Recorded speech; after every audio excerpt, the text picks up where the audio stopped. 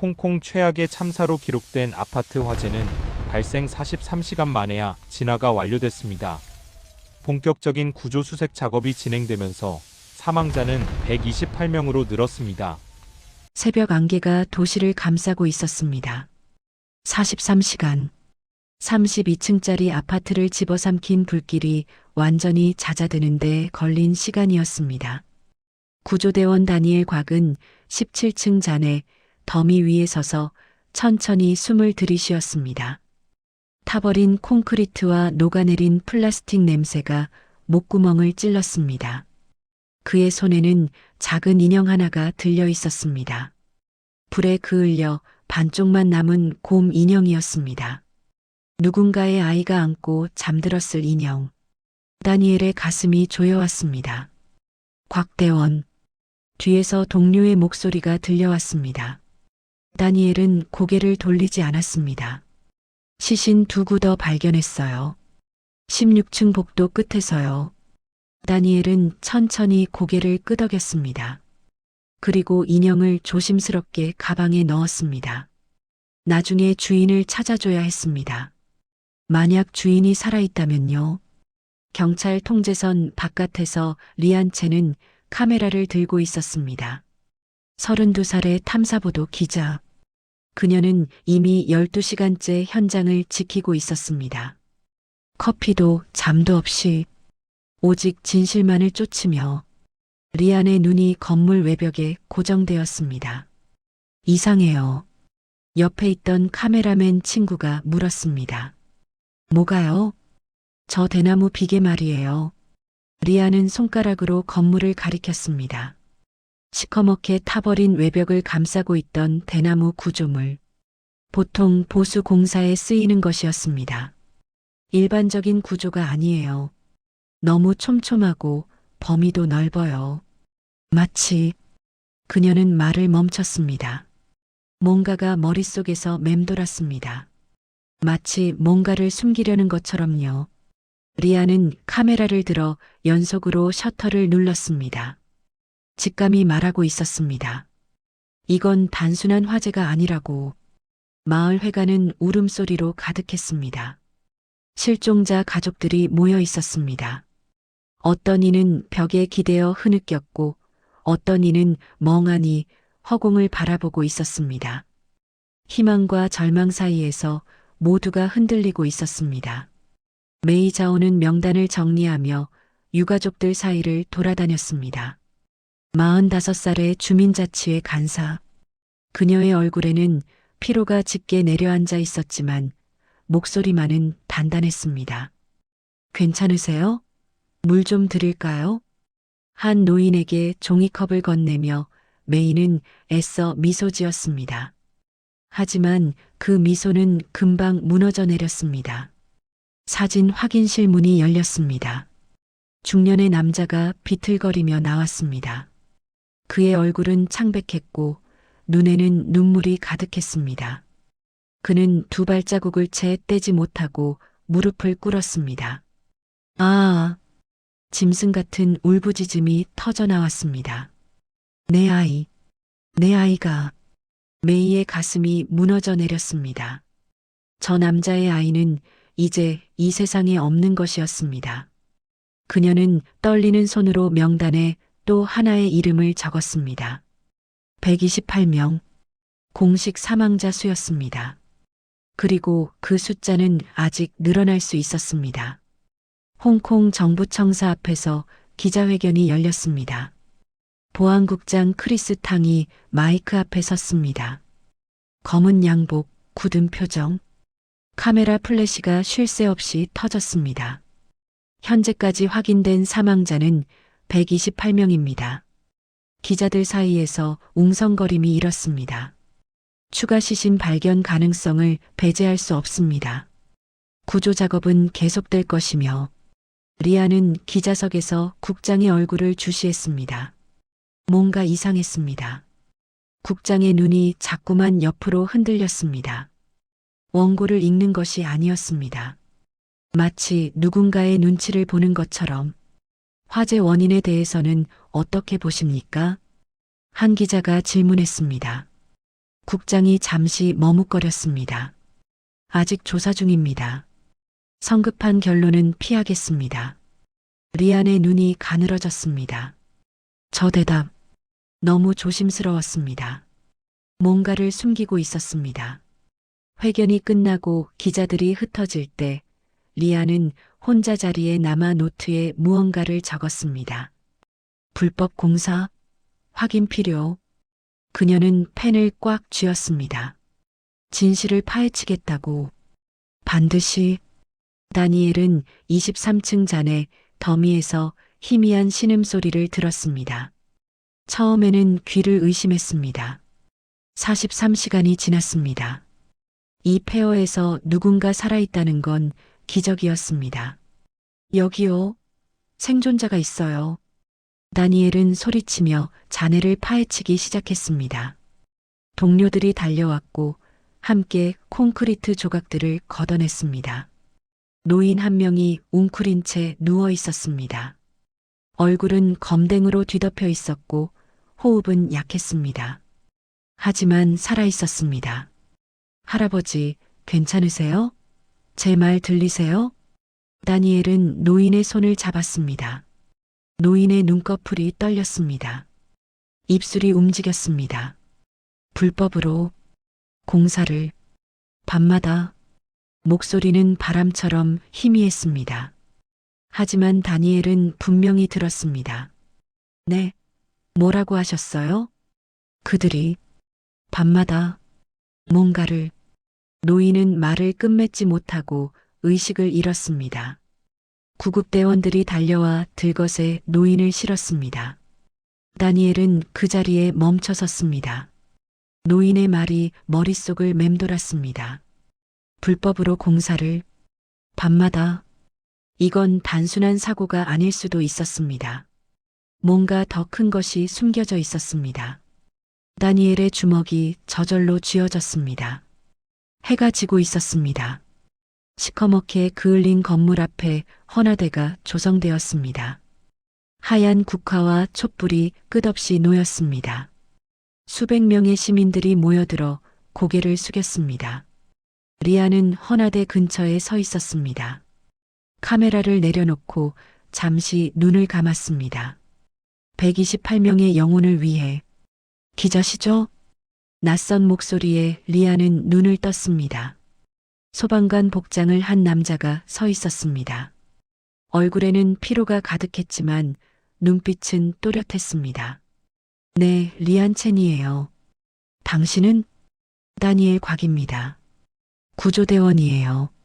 두 사람은 서로를 바라보았습니다. 처음 보는 사이였지만 묘한 동질감이 느껴졌습니다. 같은 것을 찾고 있다는 느낌. 오늘 생존자를 발견했어요. 다니엘이 말했습니다. 알아요. 뉴스에서 봤어요. 기적이라던데요.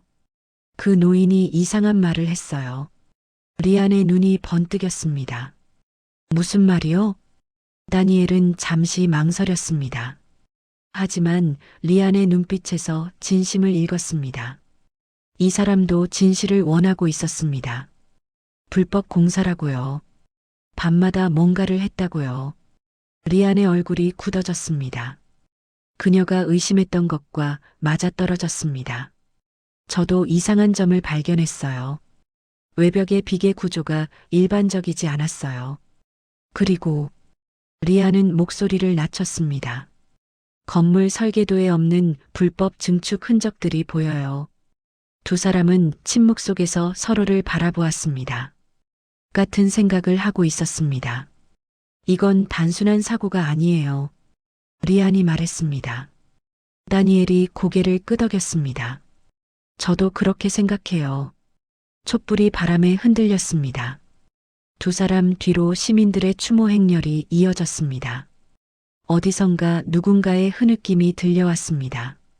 리안은 주머니에서 명함을 꺼냈습니다. 연락해요. 서로 알게 된 것이 있으면 공유해요. 다니엘은 명함을 받아들었습니다. 그리고 고개를 끄덕였습니다. 진실을 밝혀야 해요. 저 128명을 위해서. 리안의 눈에 눈물이 맺혔습니다. 하지만 그녀는 울지 않았습니다. 대신 주먹을 꽉 쥐었습니다. 반드시요. 두 사람은 각자의 길로 돌아섰습니다. 리아는 취재를 위해, 다니엘은 현장으로. 하지만 이제 그들은 알았습니다. 혼자가 아니라는 것을. 어둠이 내려앉은 건물 앞에서 촛불만이 흔들리고 있었습니다. 128개의 영혼을 위한 불빛, 그리고 진실을 향한 첫걸음. 이야기는 이제 막 시작되었습니다. 화재가 발생한 지 사흘이 지났습니다. 홍콩의 하늘은 여전히 잿빛이었어요. 마치 도시 전체가 슬픔에 잠긴 것처럼 태양조차 구름 뒤에 숨어버린 듯 했습니다. 거리 곳곳에는 검은 리본을 단 시민들이 고개를 숙인 채 걸어 다녔죠. 텔레비전에서는 새로운 뉴스가 흘러나왔습니다. 경찰이 2명의 용의자를 추가로 체포했다는 내용이었어요. 한 명은 건설업체 하청 관리자 하오밍 로, 다른 한 명은 현장 안전 감독관이었습니다. 리아는 좁은 원룸 책상 앞에 앉아 노트북 화면을 뚫어져라 바라보았습니다. 커피는 이미 식어버린 지 오래였어요. 하지만 그녀는 그런 것쯤은 신경 쓸 겨를이 없었습니다. 하오밍 로. 이 이름이 어딘가 낯익었어요. 분명히 예전에 본 적이 있는 것 같았습니다. 그녀의 손가락이 키보드 위를 빠르게 움직였습니다. 검색 결과가 화면을 가득 채웠어요. 리안의 눈이 점점 커지기 시작했습니다. 하오밍은 중국 본토에서 건너온 불법 하청업체와 깊이 연결되어 있었어요. 2019년에 안전 위반으로 벌금을 받은 기록, 2021년에 또다시 적발된 기록. 그런데도 그는 아무 일 없다는 듯이 계속 현장에서 일하고 있었습니다. 리안의 가슴 속에서 무언가가 부글부글 끓어올랐어요. 주먹이 저절로 쥐어졌습니다. 어떻게 이런 사람이 128명의 목숨이 오가는 건물 공사를 맡을 수 있었던 걸까요? 누가 이것을 허락했던 걸까요? 그녀의 머릿속에서 수많은 질문들이 폭풍처럼 휘몰아쳤습니다. 같은 시각, 다니엘은 병원 복도를 걷고 있었습니다. 형광등 불빛 아래로 그의 그림자가 길게 늘어졌어요. 발걸음은 무거웠습니다. 며칠째 제대로 잠을 자지 못한 탓이었죠. 하지만 더 큰 이유가 있었어요. 그의 머릿속에서 떠나지 않는 목소리가 있었습니다. 불법으로 공사를. 밤마다 구조 현장에서 들었던 노인의 중얼거림이었어요. 의식이 희미한 상태에서 내뱉은 그 단편적인 말들이 다니엘의 뇌리에 깊이 박혀 있었습니다. 마치 가시처럼요. 5035 병실 앞에서 다니엘은 잠시 멈췄습니다. 심호흡을 했어요. 문고리를 잡은 손이 미세하게 떨렸습니다. 문을 열자 소독약 냄새가 코끝을 찔렀어요. 창가 침대에는 황해이 찬 노인이 누워 있었습니다. 얼굴 곳곳에 붕대가 감겨 있었지만 두 눈만큼은 또렷하게 빛나고 있었어요. 다니엘은 침대 옆 의자에 조심스럽게 앉았습니다. 할아버지, 저는 다니엘 곽이에요. 그날 23층에서 할아버지를 발견한 소방관입니다. 웨이찬의 마른 입술이 파르르 떨렸습니다.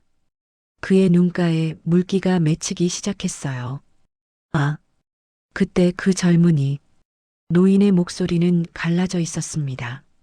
연기를 너무 많이 마신 탓이었죠. 하지만 그 안에 담긴 감사의 마음만큼은 분명하게 전해져 왔어요. 다니엘은 조심스럽게 질문을 꺼냈습니다. 노인이 구조될 때 중얼거렸던 말에 대해서요. 웨이찬의 표정이 순간 어두워졌습니다. 눈빛에 두려움 같은 것이 스쳐 지나갔어요. 저는 15년 동안 그 아파트에서 살았어요. 노인의 이야기가 천천히 시작되었습니다. 떨리는 목소리였지만 한마디 한마디에 진실의 무게가 실려 있었어요. 최근 몇 달 동안 밤마다 이상한 소음이 들렸다고 했습니다. 쿵쿵거리는 소리, 드릴 소리, 무언가를 깨부수는 소리. 밤 11시가 넘어서도 멈추지 않았어요. 웨이차는 잠을 이룰 수가 없었습니다. 허가 같은 건 없었어요. 관리사무소에 물어봐도 모른다고만 했죠. 그런데 매일 밤 벽을 뚫고 철근을 박는 소리가 들렸어요. 제 방 바로 위층에서요. 다니엘의 심장이 쿵 하고 내려앉았습니다. 순간 온몸에 소름이 돋았어요. 그의 직감이 옳았던 겁니다. 이것은 단순한 사고가 아니었어요. 노인의 눈에서 눈물이 흘러내렸습니다. 주름진 볼을 타고 베개 위로 떨어졌어요. 내가 신고라도 했어야 하는 건데 그냥 귀찮아서 참았어요. 그게 이렇게 될 줄은. 다니엘은 노인의 손을 조심스럽게 잡았습니다. 뼈만 남은 것처럼 가느다란 손이었어요. 그 손이 떨리고 있었습니다. 할아버지 잘못이 아니에요. 절대로요. 리아는 다른 방향에서 진실에 다가가고 있었습니다. 그녀는 구청의 건설 허가 기록을 추적하기 시작했어요. 기자로서의 본능이 그녀를 이끌었습니다. 무언가 이상했어요. 너무나 이상했습니다. 화면에 뜬 검색 결과를 보는 순간 리아는 숨을 멈췄습니다. 화재가 난 아파트 동에서는 공식적으로 어떤 보수공사도 승인된 적이 없었어요. 단 한 건도요. 그렇다면 외벽에 설치되어 있던 대나무 비계는 뭐였을까요? 내부에서 진행되던 공사는요. 전부 불법이었던 겁니다. 리안의 손이 떨리기 시작했어요. 분노 때문이었습니다. 128명의 사람들이 죽었어요. 누군가의 부모가, 자식이, 연인이 그렇게 떠났습니다. 그리고 그 뒤에는 허가조차 받지 않은 불법 공사가 있었어요. 그때 전화벨이 울렸습니다.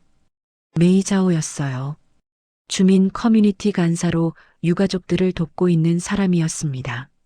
리아는 현장 취재 중에 그녀를 만난 적이 있었어요. 첸 기자님, 드릴 말씀이 있어요. 만나실 수 있나요? 메이의 목소리는 낮고 긴장되어 있었습니다. 무언가 중요한 것을 알고 있다는 느낌이 들었어요. 1시간 후 두 사람은 조용한 찻집에서 만났습니다. 메이는 두꺼운 파일 하나를 테이블 위에 올려놓았어요. 그녀의 눈 밑에는 짙은 다크서클이 내려앉아 있었습니다. 며칠 동안 울고 또 울었던 흔적이었죠. 이건 주민들이 지난 몇 달간 제출한 민원 기록이에요. 리아는 파일을 펼쳤습니다. 수십 장의 서류가 빼곡하게 들어 있었어요. 밤중 공사 소음에 대한 항해, 불법 증축 의심 신고, 안전 점검 요청, 모두 관리사무소와 구청에 제출된 것들이었습니다. 그리고 모든 서류에는 같은 도장이 찍혀 있었어요. 검토 중. 리안의 눈이 불타올랐습니다. 이 많은 경고들이 전부 무시당했던 겁니다. 누군가 의도적으로 묵인한 거예요. 우연이라고 하기엔 너무나 체계적이었습니다. 누군가 이걸 덮으려고 했어요. 메이의 목소리가 분노로 떨렸습니다. 그녀의 눈에도 눈물이 고여 있었어요. 하지만 울지 않으려고 이를 악물고 있었습니다. 같은 날 오후 건설업체 임원 에릭순의 기자회견이 열렸습니다. 수십 대의 카메라 앞에서 그는 검은 양복을 빳빳하게 차려입고 서 있었어요. 얼굴에는 슬픔의 표정을 지으려 애쓰는 것이 역력했습니다. 하지만 그 눈빛은 차가웠어요. 우리 회사는 모든 공사를 정당한 절차에 따라 진행했습니다. 이번 사고의 책임은 하청업체의 관리 소홀에 있습니다. 리아는 기자회견장 맨 뒷줄에 서서 그를 지켜보았습니다. 그녀의 눈은 매처럼 날카로웠어요. 에릭의 말투, 표정, 손동작 하나하나를 놓치지 않았습니다. 거짓말이었어요. 리아는 확신했습니다. 그의 눈이 질문을 받을 때마다 미세하게 흔들렸거든요. 목소리도 준비된 대본을 읽는 것처럼 딱딱했습니다. 저녁 무렵 다니엘은 동료 소방관들과 함께 소방서 회의실에 모였습니다. 그곳에는 박재윤이 와 있었어요. 재난의학을 전문으로 하는 의사였습니다. 그의 표정은 무거웠어요. 손에는 검사 결과 보고서가 들려 있었습니다. 다니엘 씨, 한 가지 알려드릴 게 있어요. 재윤의 목소리는 조용했지만 그 안에 담긴 내용은 충격적이었습니다. 이번 화재 사망자들 중 상당수가 화상이 아닌 유독가스 흡입으로 목숨을 잃었다고 했어요.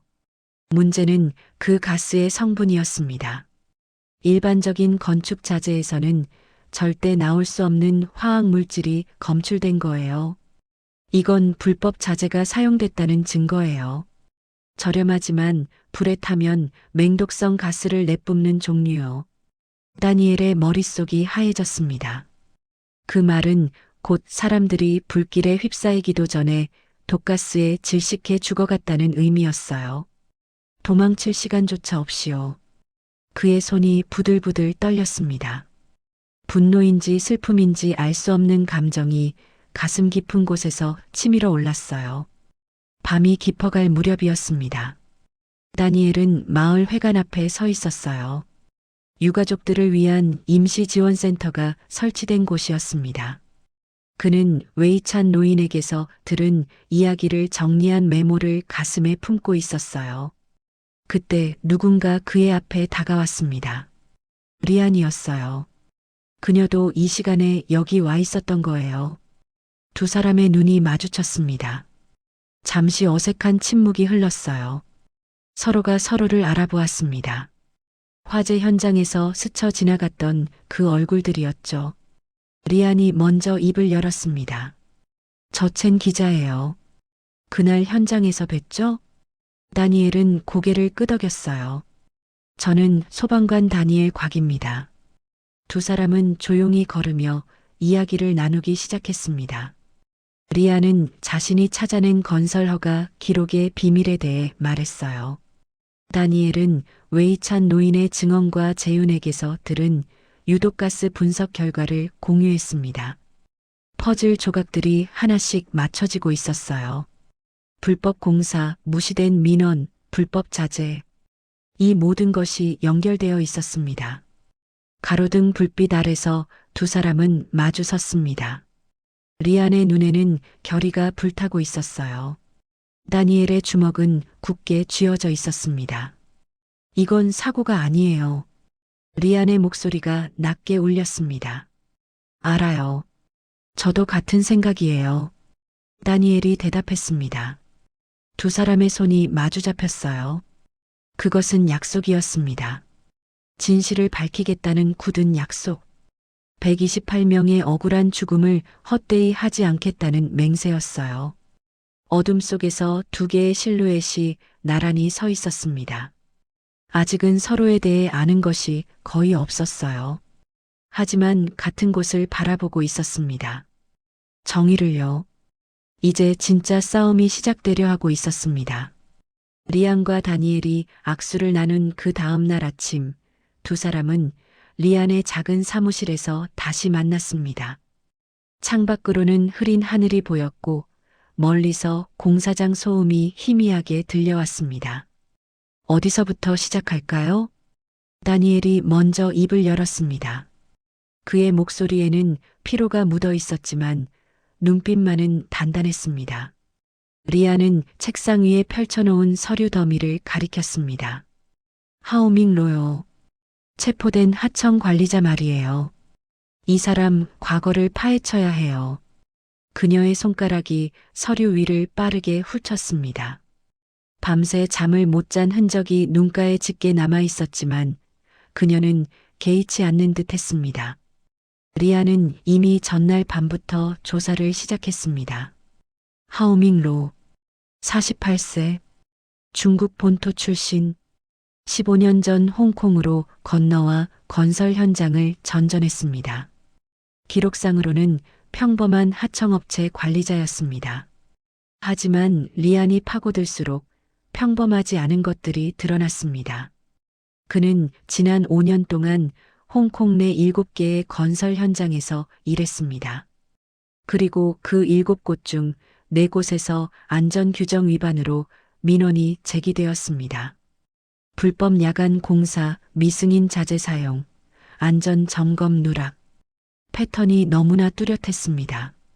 이 사람 전문가예요. 리안이 낮은 목소리로 말했습니다. 뭐의 전문가요? 규정을 피해가는 전문가요. 어떻게 하면 걸리지 않고 비용을 줄일 수 있는지 정확히 알고 있는 사람이에요. 다니엘의 얼굴이 굳어졌습니다. 그는 이틀 전 현장에서 발견한 것들을 떠올렸습니다. 비정상적으로 빠르게 번진 불길, 녹아내린 외벽 비계, 그리고 건물 곳곳에서 발견된 값싼 불법 자재들. 그때 리안의 전화기가 울렸습니다. 화면에 뜬 이름은 조앤 리였습니다. 조앤 리, 인권 변호사. 리안이 3년 전 다른 사건을 취재하면서 알게 된 사람이었습니다. 날카로운 눈빛과 부드러운 말투를 가진 여성이었습니다. 약자의 편에 서는 것을 두려워하지 않는 사람이었습니다. 리안 나야. 뉴스 봤어. 내가 이 사건 파고들고 있다며? 조앤의 목소리가 수화기 너머로 들려왔습니다. 네, 맞아요. 혹시 도와주실 수 있어요? 잠시 침묵이 흘렀습니다. 나도 같은 생각이었어. 유가족들 법적 대응을 돕고 싶거든. 우리 만나서 얘기하자. 그날 오후 셋은 조앤의 사무실에서 모였습니다. 조앤은 테이블 위에 두꺼운 파일을 내려놓으며 말했습니다. 이건 단순한 과실치사가 아니에요. 그녀의 목소리는 차분했지만 그 안에는 분노가 숨어 있었습니다. 뭐라고요? 다니엘이 되물었습니다. 조직적인 범죄라는 거예요. 조앤이 파일을 펼쳤습니다. 안에는 건설업체 관련 서류들이 빼곡히 들어 있었습니다. 봐요. 이 정도 규모의 불법 공사가 아무런 제재 없이 진행되려면 최소한 3개의 관문을 통과해야 해요. 구청의 건축허가 담당, 소방안전점검관, 그리고 환경감독관. 이 셋 중 누구 하나라도 제대로 일했다면 이런 일은 일어나지 않았어요. 리안의 가슴이 철렁 내려앉았습니다. 그러니까 누군가 의도적으로 눈을 감았다는 거죠? 눈을 감은 게 아니에요. 조앤이 고개를 저었습니다. 돈을 받고 눈을 감은 거예요. 이건 유착이에요. 그 시각 마을 회관에서는 메이자오가 또 다른 사실을 발견하고 있었습니다. 메이는 며칠째 과거 민원 기록들을 뒤지고 있었습니다. 화재가 난 아파트 주민들이 제기한 민원뿐만 아니라 같은 건설사가 지은 다른 건물들의 기록까지 모조리 수집했습니다. 그리고 소름 끼치는 패턴을 발견했습니다. 화재가 난 아파트와 같은 홍인 건설이 지은 건물은 홍콩 전역에 4동이 있었습니다. 그리고 4동 모두에서 불법 공사 관련 민원이 접수되어 있었습니다. 하지만 더 충격적인 것은 다음이었습니다. 4건물의 민원 32건이 모두 같은 담당 공무원에 의해 문제없음으로 처리되어 있었습니다. 같은 이름, 같은 도장, 같은 결론. 메이의 손이 떨리기 시작했습니다. 이건 우연이 아니야. 그녀는 혼잣말을 중얼거렸습니다. 목소리가 갈라졌습니다. 메이는 곧바로 리안에게 연락했습니다. 리안 씨, 이것 좀 봐요. 당장 와야 해요. 전화를 받은 리안의 얼굴이 창백해졌습니다. 지금 바로 갈게요. 리안과 다니엘은 서둘러 마을 회관으로 향했습니다. 메이가 펼쳐놓은 서류들을 본 순간 리안은 숨이 막히는 것 같았습니다. 너무나 명백한 증거였습니다. 32건의 민원, 모두 같은 손에 의해 묻혔습니다. 이 공무원이 누군지 알아요? 다니엘이 물었습니다. 메이가 고개를 끄덕였습니다. 네, 장외이밍. 구청 건축안전과 계장이에요. 12년째 그 자리에 있어요. 리안의 눈이 번뜩였습니다. 12년이면 홍인건설이 홍콩에서 활동하기 시작한 시기랑 거의 맞아떨어지네요. 침묵이 흘렀습니다. 세 사람 모두 같은 생각을 하고 있었습니다. 처음부터 한패였다. 다음 날 새벽 다니엘은 동료 소방관들과 함께 화재 현장을 다시 찾았습니다. 폐허가 된 건물은 여전히 검게 그을려 있었습니다. 타버린 잔해 사이로 새벽 바람이 스산하게 불어왔습니다. 다니엘은 마스크를 쓰고 현장 깊숙이 들어갔습니다. 여기 좀 봐. 동료 소방관 호준이 외벽 쪽을 가리켰습니다. 다니엘이 다가가서 잔해를 살펴보았습니다. 녹아내린 비계 사이에서 이상한 물질이 눈에 띄었습니다. 검게 타버렸지만 원래 형태는 스티로폼처럼 보였습니다. 이게 뭐지? 다니엘이 조각을 집어들었습니다. 손에 닿는 순간 심장이 쿵 내려앉았습니다. 이거 단열재인데 일반 단열재가 아니야. 호준이 고개를 기울였습니다. 뭐가 달라? 다니엘의 목소리가 떨렸습니다. 인화성이에요. 이건 홍콩에서 건축용으로 사용이 금지된 자재예요. 불이 붙으면 순식간에 타오르고 유독가스를 뿜어내요. 두 사람은 서로를 바라보았습니다. 이래서 불이 그렇게 빨리 번진 거구나. 호준이 이를 악물었습니다. 다니엘은 주변을 더 살펴보았습니다. 외벽 비계 전체에 같은 자재가 사용되어 있었습니다. 수천 평방미터에 달하는 양이었습니다.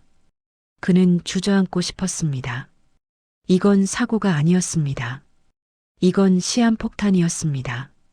터지기를 기다리는 시한폭탄.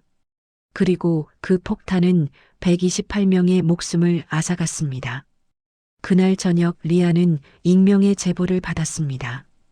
기자님, 진실을 알고 싶으면 웡타이신 구창고 지구 37번 건물로 오세요. 혼자 오세요. 전화는 그것으로 끊겼습니다. 리아는 망설였습니다. 함정일 수도 있었습니다. 하지만 포기할 수 없었습니다. 128명의 얼굴이 머릿속에 떠올랐습니다. 그녀는 다니엘에게 연락했습니다. 저 혼자 가긴 위험할 것 같아요. 근처에서 기다려줄 수 있어요? 다니엘은 주저없이 대답했습니다. 당연하죠. 같이 가요. 밤 11시. 창고 지구는 텅 비어 있었습니다. 리아는 37번 건물 앞에 섰습니다. 녹슨 철문이 반쯤 열려 있었습니다. 다니엘은 50m쯤 떨어진 곳에서 지켜보고 있었습니다. 리아는 심호흡을 하고 안으로 들어갔습니다. 창고 안은 어두웠습니다. 손전등을 켜자 눈앞에 펼쳐진 광경에 숨이 멎었습니다. 산더미처럼 쌓인 자재들. 화재 현장에서 본 것과 똑같은 불법 단열재였습니다. 수백, 아니 수천 개의 상자가 창고를 가득 메우고 있었습니다. 리아는 떨리는 손으로 카메라를 꺼내 사진을 찍기 시작했습니다. 상자에 붙은 라벨을 확대해서 찍었습니다. 홍인건설 마이너스 납품용. 증거였습니다. 명백한 증거. 그때였습니다. 거기 누구야? 고함 소리가 들렸습니다. 창고 반대편에서 손전등 불빛이 빠르게 다가왔습니다. 리안의 심장이 터질 것 같았습니다. 그녀는 본능적으로 뒤로 물러났습니다. 잠깐만, 기다려. 남자가 달려왔습니다. 창고 관리인인 듯 했습니다. 손에 무언가 들려 있었습니다. 리아는 뒤돌아 달리기 시작했습니다. 다니엘. 그녀가 소리쳤습니다. 다니엘은 이미 달려오고 있었습니다. 그는 리안의 손을 잡고 함께 뛰었습니다. 이쪽이에요. 두 사람은 좁은 골목을 빠져나갔습니다. 뒤에서 고함 소리가 들렸지만 점점 멀어졌습니다. 숨이 턱까지 차올랐을 때 그들은 마침내 안전한 곳에 도착했습니다. 리아는 벽에 기대어 가쁜 숨을 몰아쉬었습니다. 다리가 후들거렸습니다. 괜찮아요? 다니엘이 물었습니다. 그의 목소리에 걱정이 가득했습니다. 리아는 고개를 끄덕였습니다. 그리고 카메라를 들어 보였습니다. 다 찍었어요. 증거요. 다니엘의 얼굴에 안도와 감탄이 동시에 떠올랐습니다. 대단하네요, 정말. 리아는 웃으려 했지만 입술이 떨려서 잘 되지 않았습니다. 무서웠어요. 그녀가 솔직하게 말했습니다. 저도요. 다니엘이 대답했습니다. 두 사람은 서로를 바라보았습니다. 그 순간 뭔가가 달라졌습니다. 그들은 더 이상 그냥 협력자가 아니었습니다. 같은 위험을 함께 겪은 동료였습니다. 서로를 믿을 수 있는 사람들이었습니다. 그 시각, 홍콩 중심가의 어느 고급 레스토랑. 에릭수는 비밀 회동을 주재하고 있었습니다. 테이블에는 4명이 앉아 있었습니다. 에릭, 건설업계 거물 2명, 그리고 정장을 입은 중년 남성. 그 남성의 이름표에는 장외이밍 -구청 건축안전과라고 적혀 있었습니다. 상황이 안 좋아. 에릭이 낮은 목소리로 말했습니다.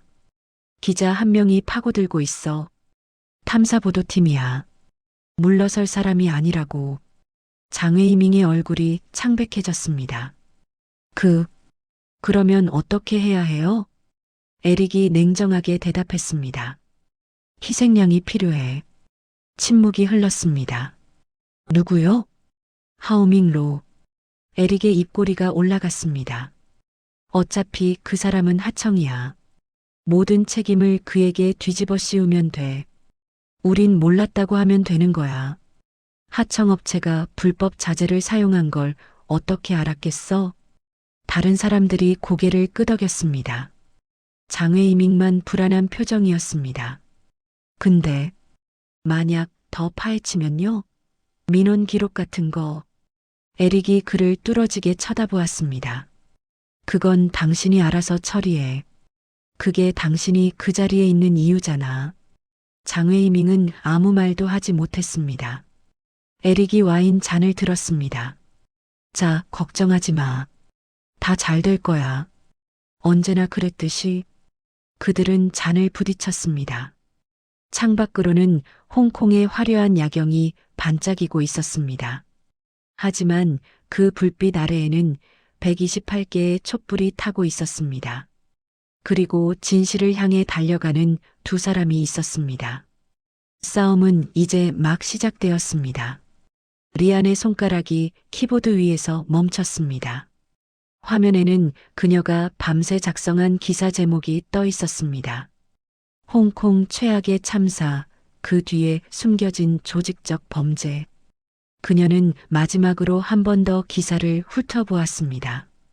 창고에서 찍은 사진들, 하오밍의 과거 기록, 황회이찬 노인의 증언, 그리고 다니엘이 현장에서 발견한 불법 단열재의 분석 결과까지 모든 것이 하나로 연결되어 있었습니다. 이거 내보내면 돌아갈 수 없어요. 리아는 혼잣말을 중얼거렸습니다. 그녀의 심장이 빠르게 뛰기 시작했습니다. 두려움이 아니었습니다. 오히려 그 반대였어요. 진실을 세상에 알릴 수 있다는 생각에 온몸이 떨렸습니다. 그녀는 깊게 숨을 들이쉬고 발행 버튼을 눌렀습니다. 기사가 나간 지 3시간도 채 되지 않아 홍콩 전역이 들끓기 시작했습니다. 소셜 미디어에서는 기사가 눈덩이처럼 퍼져나갔습니다. 댓글창은 분노로 가득 찼고 정의를 요구한다는 해시태그가 실시간 검색어 1위에 올랐습니다. 리아는 사무실 창문 너머로 거리를 내려다보았습니다. 사람들이 하나둘씩 모여들고 있었습니다. 누군가는 피켓을 들었고 누군가는 촛불을 켜들었습니다. 그 숫자는 시간이 지날수록 불어났습니다. 수천 명, 아니 수만 명이 될지도 모릅니다. 리안의 눈가에 눈물이 맺혔습니다.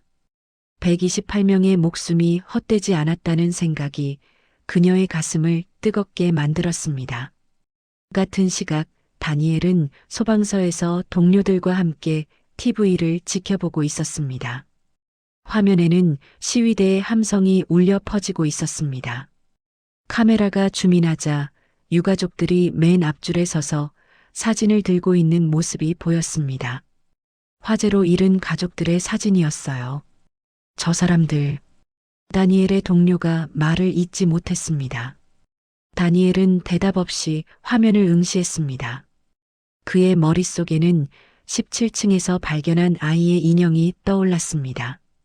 불에 타 절반이 녹아내린 그 인형. 그는 아직도 그것을 버리지 못하고 사물함 깊숙이 보관하고 있었습니다. 우리가 더 빨랐더라면요.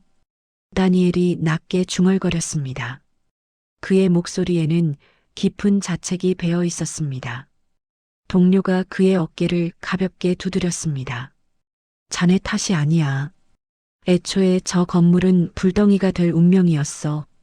다니엘은 고개를 끄덕였지만 그의 눈빛은 여전히 어두웠습니다. 압박을 받은 홍콩 정부는 결국 특별조사위원회를 구성한다고 발표했습니다. 기자회견장은 카메라 플래시로 가득 찼습니다. 정부 대변인이 마이크 앞에 섰습니다. 정부는 이번 참사의 진상을 철저히 규명하기 위해 특별조사위원회를 구성합니다. 건설업체 관계자들과 관련 공무원들을 모두 소환하여 조사할 것입니다. 리아는 기자석에서 손을 들었습니다. 에릭순 대표도 소환 대상에 포함됩니까? 대변인의 표정이 순간 굳어졌습니다. 예, 포함됩니다. 리아는 속으로 작은 승리감을 느꼈습니다. 하지만 이것은 시작에 불과했어요. 청문회가 열리는 날이 밝았습니다. 회의장 앞에는 새벽부터 사람들이 줄을 서 있었습니다. 방청석은 순식간에 가득 찼고 들어오지 못한 사람들은 건물 밖에서 생중계를 지켜보았습니다. 조앤리 변호사가 유가족 대표로 증인석에 앉았습니다. 그녀의 옆에는 화재로 남편과 두 아이를 잃은 린 샤오밍 여사가 있었습니다. 린 여사의 손은 가늘게 떨리고 있었지만 그녀의 눈빛은 흔들리지 않았습니다. 조앤이 마이크를 잡았습니다. 위원장님, 그리고 위원 여러분. 오늘 이 자리에 선 것은 단순히 사고의 진상을 밝히기 위해서가 아닙니다. 그녀의 목소리는 차분했지만 힘이 있었습니다. 128명의 사람들이 죽었습니다. 그들 중에는 이제 막 걸음마를 뗀 아이도 있었고 다음 달에 결혼을 앞둔 커플도 있었습니다. 노년을 평화롭게 보내려던 노인도 있었고 가족을 위해 밤낮으로 일하던 부모도 있었습니다.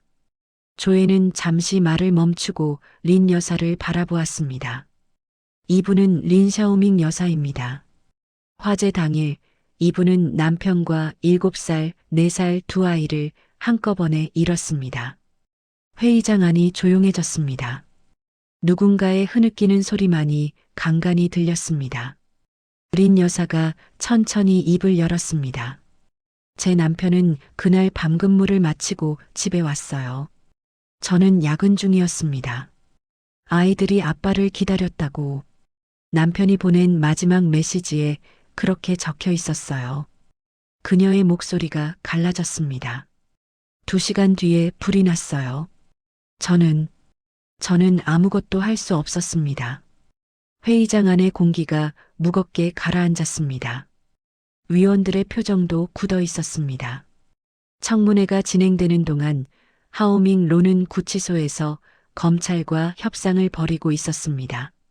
하오밍은 이제 더 이상 버틸 힘이 없었습니다. 그의 얼굴은 수척해졌고 눈 아래에는 짙은 그림자가 드리워져 있었습니다. 모든 것을 말씀드리겠습니다. 그의 목소리는 체념으로 가득 차 있었습니다. 검사가 녹음기를 켰습니다. 처음부터 말해보세요. 하오밍은 깊은 한숨을 내쉬었습니다. 에릭순 대표가 직접 지시했습니다. 비용을 줄이라고요.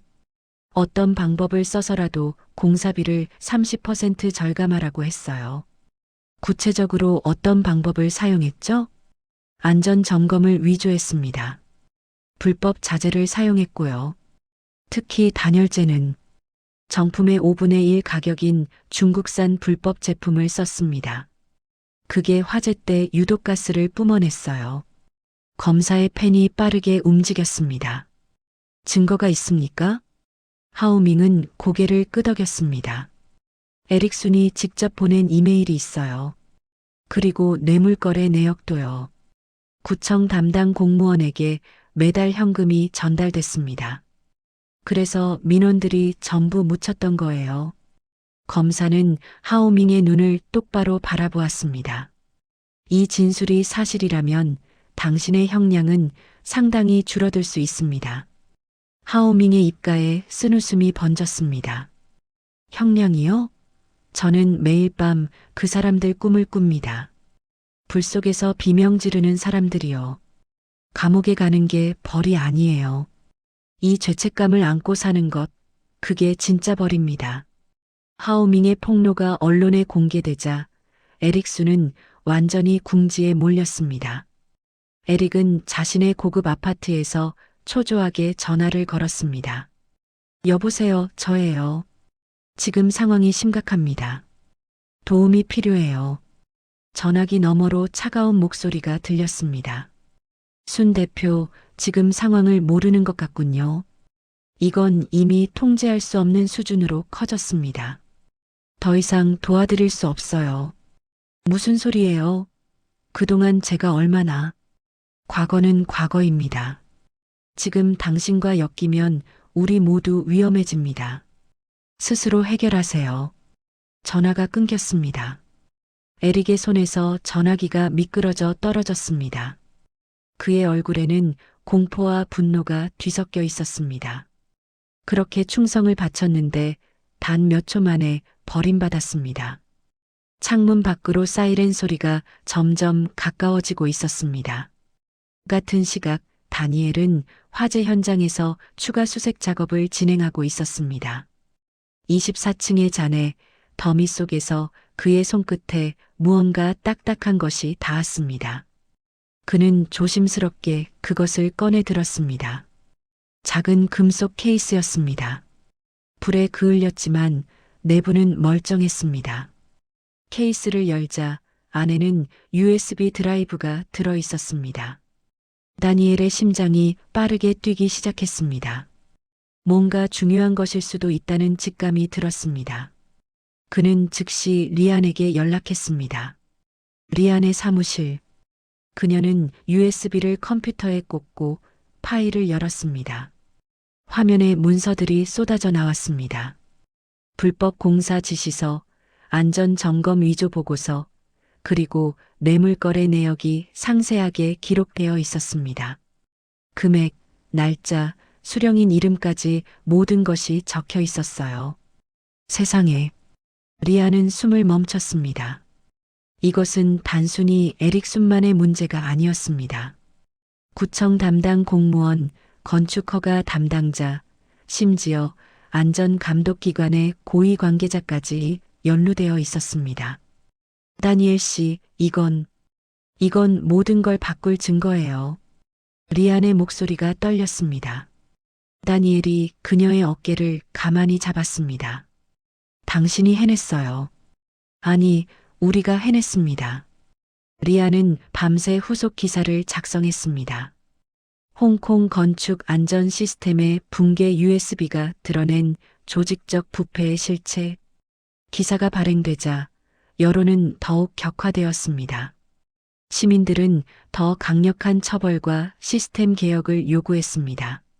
정부는 압박에 못 이겨 관련 공무원 12명을 직위 해제했습니다. 하지만 시민들은 만족하지 않았습니다. 이건 시작에 불과해요. 시위대 앞에서 메이자오가 외쳤습니다. 그녀의 손에는 정의로운 처벌을 요구한다는 피켓이 들려 있었습니다. 메이는 유가족들을 모아 회의를 열었습니다. 여러분, 우리는 집단 소송을 준비할 겁니다. 조앤리 변호사님이 법률 대리를 맡아주셨어요. 유가족들 사이에서 희망의 빛이 번졌습니다. 오랫동안 무력감에 시달렸던 그들에게 드디어 싸울 수 있는 길이 열린 것입니다. 집단 소송 준비가 본격적으로 시작되었습니다. 조회는 사무실에서 밤낮으로 서류를 검토했습니다. 128명의 사망자와 수백 명의 피해자를 대표하는 역사적인 소송이었습니다. 이건 홍콩 사법 역사상 최대 규모의 재난 관련 소송이 될 거예요. 조앤이 리안에게 말했습니다. 승산이 있을까요? 리안의 물음에 조앤은 단호하게 대답했습니다. 증거가 있어요. 증인도 있고요. 그리고 무엇보다 시민들이 지켜보고 있습니다. 이번만큼은 정의가 이길 겁니다. 체포영장이 발부되던 날 에릭수는 도주를 시도했습니다. 그는 새벽에 몰래 공항으로 향했지만 경찰은 이미 모든 출구를 막고 있었습니다. 공항 라운지에서 경찰에게 포위된 에릭의 얼굴에는 체념이 가득했습니다. 에릭순 씨, 당신을 과실치사 및 뇌물수수 혐의로 체포합니다. 수갑이 채워지는 순간 에릭은 고개를 떨구었습니다. 그의 화려했던 인생이 한순간에 무너져 내렸습니다. 저녁 무렵 리안과 다니엘은 화재 현장을 다시 찾았습니다. 재건된 헌화대에는 여전히 많은 사람들이 찾아와 추모하고 있었습니다. 촛불 불빛이 어둠 속에서 따뜻하게 흔들렸습니다. 두 사람은 나란히 서서 촛불을 바라보았습니다. 아직 끝난 게 아니에요. 리안이 조용히 말했습니다. 알아요. 재판이 남았죠. 다니엘이 고개를 끄덕였습니다. 리안은 다니엘을 바라보았습니다. 그의 얼굴에는 피로가 묻어 있었지만 눈빛만은 여전히 강했습니다. 고마워요. 다니엘 씨가 없었다면 여기까지 오지 못했을 거예요. 다니엘이 작게 웃었습니다. 저도요. 리안 씨가 없었다면 그냥 넘어갔을 일이에요. 두 사람의 시선이 마주쳤습니다. 그 순간 그들 사이에 말로 표현할 수 없는 감정이 흘렀습니다. 동료애를 넘어선 무언가가 조용히 싹트고 있었어요. 다니엘이 손을 내밀었습니다. 끝까지 함께해요. 리안은 그의 손을 꼭 잡았습니다. 약속이에요. 촛불 불빛 아래 두 사람의 그림자가 하나로 겹쳤습니다. 아직 길고 힘든 싸움이 남아 있었지만 더 이상 혼자가 아니었습니다. 그날 밤 홍콩의 하늘에는 별이 유난히 밝게 빛났습니다. 128개의 별처럼. 재판 첫날 아침이었습니다. 리안은 법원 앞에 도착하자마자 숨이 막혔어요. 수백 명의 사람들이 건물 입구를 가득 메우고 있었거든요. 어떤 이들은 희생자의 사진을 들고 있었고 어떤 이들은 조용히 눈물을 흘리고 있었습니다. 카메라 플래시가 쉴 새 없이 터졌어요. 그녀는 잠시 걸음을 멈추고 사람들의 얼굴을 바라보았습니다. 저 사람들 모두가 정의를 원하고 있어요. 진실을 원하고 있어요. 가슴이 뜨거워지면서 동시에 무거워졌습니다. 리안은 깊게 숨을 들이마시고 법원 안으로 들어갔어요. 법정은 이미 사람들로 가득 차 있었습니다. 유가족들이 앞줄에 앉아 있었어요. 메이가 그들 사이에서 손을 꼭 잡아주고 있었습니다. 한 젊은 여성은 아이의 사진을 가슴에 품고 있었고 그녀의 어깨가 미세하게 떨리고 있었어요. 리안은 조용히 기자석에 자리를 잡았습니다. 그녀의 시선이 피고인석으로 향했어요. 에릭순이 거기 앉아 있었습니다. 그는 며칠 사이에 완전히 다른 사람이 되어 있었어요. 언제나 당당하던 어깨는 움츠러들어 있었고 얼굴에는 어두운 그림자가 드리워져 있었습니다. 그의 눈은 어딘가 먼 곳을 바라보고 있었어요. 리안은 그 모습을 보며 복잡한 감정을 느꼈습니다. 저 사람 때문에 128명이 죽었어요. 저 사람의 탐욕 때문에 분노가 치밀어 올랐습니다. 하지만 동시에 묘한 공허함도 느껴졌어요. 진실이 밝혀진다 해도 떠난 사람들은 돌아오지 않으니까요. 판사가 입장하자 법정이 조용해졌습니다. 재판을 시작하겠습니다. 그 한마디에 공기가 얼어붙는 것 같았어요. 조앤이 자리에서 일어났습니다. 그녀의 얼굴은 단호했지만 그 눈 속에는 깊은 슬픔이 서려 있었어요. 그녀는 준비한 서류를 펼쳐들고 말하기 시작했습니다. 판사님, 배심원 여러분. 그녀의 목소리가 법정 전체에 울려 퍼졌어요. 이 사건은 단순한 사고가 아닙니다. 이것은 탐욕이 빚어낸 살인입니다. 방청석에서 낮은 웅성거림이 퍼졌습니다. 조앤은 잠시 멈추었다가 다시 말을 이었어요. 피고인들은 돈을 아끼기 위해 불법 자재를 사용했습니다. 안전검사를 위조했습니다. 그리고 수십 건의 민원을 묵살했습니다. 그 결과 128명의 무고한 시민들이 목숨을 잃었습니다. 조앤의 목소리가 점점 높아졌어요. 여기 계신 유가족들을 보십시오. 저분들은 하루아침에 부모를 잃었습니다. 자녀를 잃었습니다. 배우자를 잃었습니다. 그 고통은 어떤 말로도 표현할 수 없습니다. 앞줄에 앉은 한 노인이 고개를 떨구었습니다. 그의 어깨가 떨리고 있었어요. 리아는 그 모습을 보며 눈시울이 뜨거워졌습니다. 증인 신문이 시작되었습니다. 첫 번째 증인은 하오밍이었어요. 그는 수갑을 찬 채 증인석에 섰습니다. 그의 얼굴은 창백했고 눈은 계속 바닥을 향하고 있었어요. 검사가 물었습니다. 피고인은 불법 자재 사용에 대해 알고 있었습니까? 하오밍은 잠시 망설였습니다. 그리고 작은 목소리로 대답했어요. 네, 알고 있었습니다. 법정이 술렁였습니다. 누구의 지시였습니까? 하오밍의 시선이 에릭순을 향했습니다. 그의 입술이 떨렸어요. 순 회장님의 지시였습니다. 비용을 절감하라고 어떤 방법을 써서라도 예산 안에 맞추라고 하셨습니다.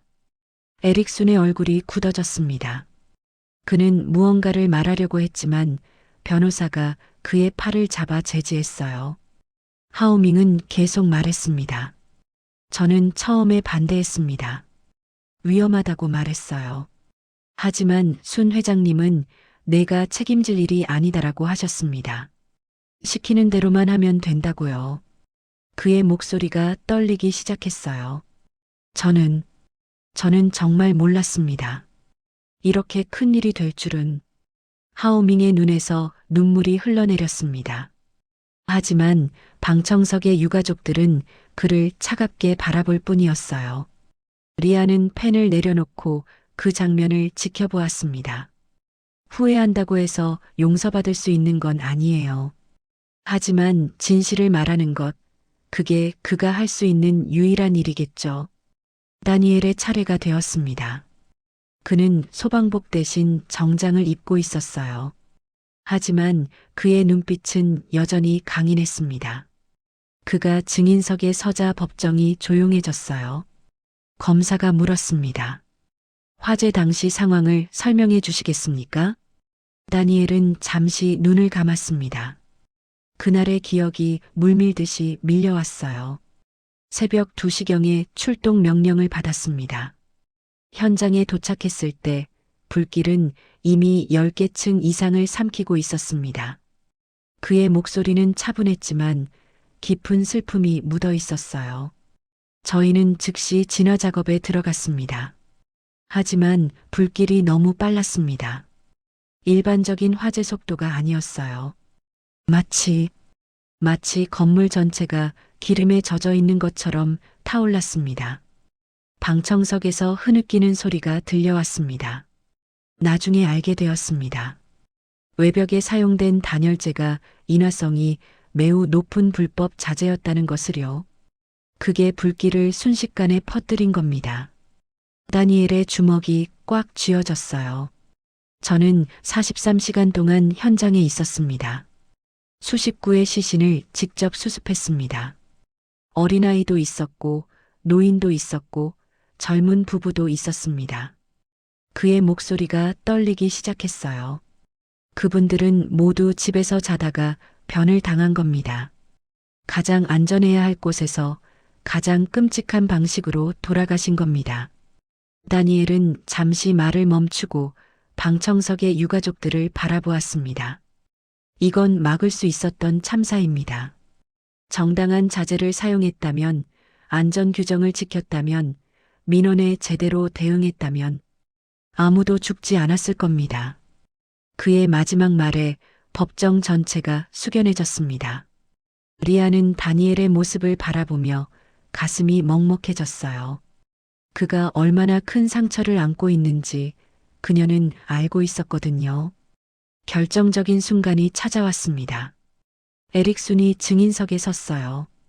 그의 변호사는 계속 무죄를 주장했지만 산더미 같은 증거 앞에서 그 주장은 점점 힘을 잃어가고 있었습니다. 검사가 물었습니다. 피고인은 불법 자재 사용을 지시한 사실이 있습니까? 에릭순은 침묵했습니다. 길고 긴 침묵이었어요. 법정의 모든 시선이 그에게 쏠렸습니다. 그때 에릭순의 어깨가 무너져 내렸어요. 마치 그 안에 있던 무언가가 툭 하고 끊어진 것처럼. 네.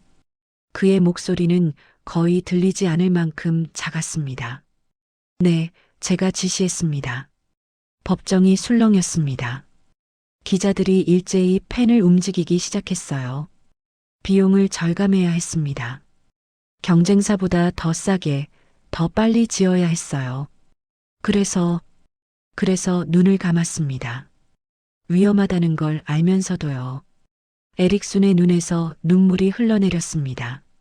저는 돈만 생각했습니다. 사람들의 목숨은 생각하지 않았습니다. 저는 살인자입니다. 그 말에 방청석의 한 여성이 벌떡 일어섰어요. 제 아이를 돌려주세요. 제 아이를 돌려달라고요. 그녀의 절규가 법정을 가득 채웠습니다. 메이가 얼른 달려가 그녀를 부축했어요. 하지만 그녀의 울음소리는 쉽게 멈추지 않았습니다. 리아는 그 모습을 보며 눈물을 참을 수가 없었어요. 며칠간의 재판 끝에 판결이 내려지는 날이 왔습니다. 법정은 그 어느 때보다 긴장감에 휩싸여 있었어요. 유가족들은 서로의 손을 꼭 잡고 있었습니다. 리아는 다니엘 옆에 앉아 있었어요. 그의 손이 그녀의 손을 살며시 잡았습니다. 따뜻했습니다. 판사가 입을 열었어요. 피고인 에릭순에게 징역 15년을 선고합니다. 웅성거림이 퍼졌습니다. 피고인 하오밍 로에게 징역 10년을 선고합니다. 판사는 계속해서 관련 공무원들에 대한 판결도 내렸어요. 그들 모두에게 실형이 선고되었습니다. 또한 피고인 측 건설업체에 1,000억 원의 손해배상금을 명합니다. 그 순간 방청석에서 박수가 터져나왔습니다. 누군가는 울었고 누군가는 하늘을 향해 감사 기도를 올렸어요. 메이가 유가족들 사이에서 눈물을 닦으며 말했습니다. 끝났어요. 드디어 끝났어요. 하지만 그녀의 눈에는 안도와 함께 여전한 슬픔이 서려 있었어요. 리아는 그녀의 모습을 바라보았습니다. 끝난 게 아니에요. 이건 시작이에요. 이런 일이 다시 일어나지 않도록 하는 것, 그게 진짜 싸움이니까요. 판결 후 리안의 일련의 보도가 크게 주목받았습니다. 그녀는 아시아 언론상 수상자로 선정되었어요. 시상식 날 리안은 무대 위에 섰습니다. 조명이 그녀를 비추었고 수백 명의 사람들이 그녀를 바라보고 있었어요. 하지만 그녀의 마음은 복잡했습니다. 이 상은 제 것이 아닙니다. 그녀의 목소리가 회장에 울려 퍼졌어요. 이 상은 진실을 말해준 모든 생존자분들의 것입니다. 사랑하는 사람을 잃고도 용기를 내어 증언해주신 유가족분들의 것입니다. 그리고 현장에서 목숨을 걸고 사람들을 구한 소방관들의 것입니다. 그녀는 객석 어딘가를 바라보았어요. 다니엘이 거기 있었습니다. 그가 조용히 미소 짓고 있었어요. 저는 앞으로도 계속 진실을 찾을 겁니다.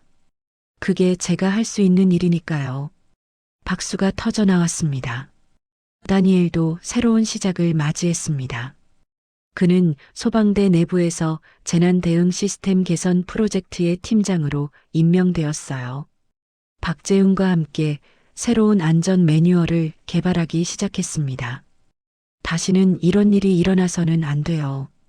다니엘이 회의실에서 팀원들에게 말했습니다. 우리가 만드는 이 매뉴얼이 앞으로 수많은 생명을 구할 겁니다. 그러니까 제대로 만듭시다. 그의 눈빛은 그 어느 때보다 결연했어요. 재윤이 고개를 끄덕이며 말했습니다. 같이 해봅시다. 끝까지요. 1년이 지났습니다. 화재 발생 1주년 추모식이 열렸어요. 재건된 추모공원에는 128개의 촛불이 타오르고 있었습니다. 리안과 다니엘은 나란히 서서 그 불빛을 바라보았어요. 1년이 지났네요. 리안이 조용히 말했습니다. 네. 정말 긴 1년이었어요. 다니엘이 대답했어요. 당신 덕분에 여기까지 올 수 있었어요. 리안이 고개를 저었습니다. 아니에요. 우리가 함께 했기 때문이에요. 두 사람은 함께 촛불을 켰습니다. 작은 불빛이 어둠 속에서 따뜻하게 타올랐어요. 리안 씨. 네. 앞으로도 함께 해줄 수 있어요? 다니엘의 목소리가 떨렸습니다. 리안은 그의 얼굴을 바라보았어요. 그의 눈에 자신의 모습이 비치고 있었습니다. 그녀는 미소를 지었어요. 그럼요. 당연하죠. 두 사람의 손이 조용히 맞잡혔습니다. 3년이 흘렀습니다.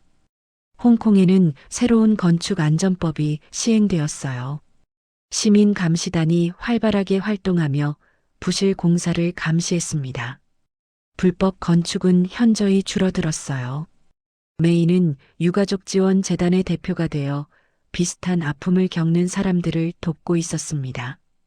조회는 여전히 사회적 약자를 위한 법률 활동을 이어가고 있었어요. 그리고 리안과 다니엘. 두 사람은 함께 살고 있었습니다. 어느 저녁 그들은 창가에 나란히 서서 도시의 야경을 바라보았어요. 수천 개의 불빛이 반짝이고 있었습니다. 예뻐요. 리안이 말했습니다. 네. 정말 예쁘네요. 다니엘이 대답했어요. 저 불빛 하나하나가 다 누군가의 집이에요. 누군가의 가족이 살고 있는 곳이죠. 리안이 조용히 말했습니다. 우리가 한 일들이 저 사람들을 조금이라도 안전하게 해줬을까요? 다니엘이 고개를 끄덕였어요. 그렇다고 믿어요. 그리고 앞으로도 계속 그럴 거예요. 리안은 그의 어깨에 머리를 기댔습니다. 다니엘이 그녀를 감싸 안았어요. 도시의 불빛이 평화롭게 빛나고 있었습니다. 그들의 싸움은 끝나지 않았어요. 하지만 이제 그들은 혼자가 아니었습니다. 새벽이 밝아오고 있었어요. 새로운 날의 시작이었습니다. 이 이야기가 마음에 드셨다면 좋아요, 구독 부탁드리겠습니다. 감사합니다. 오늘도 행복하세요.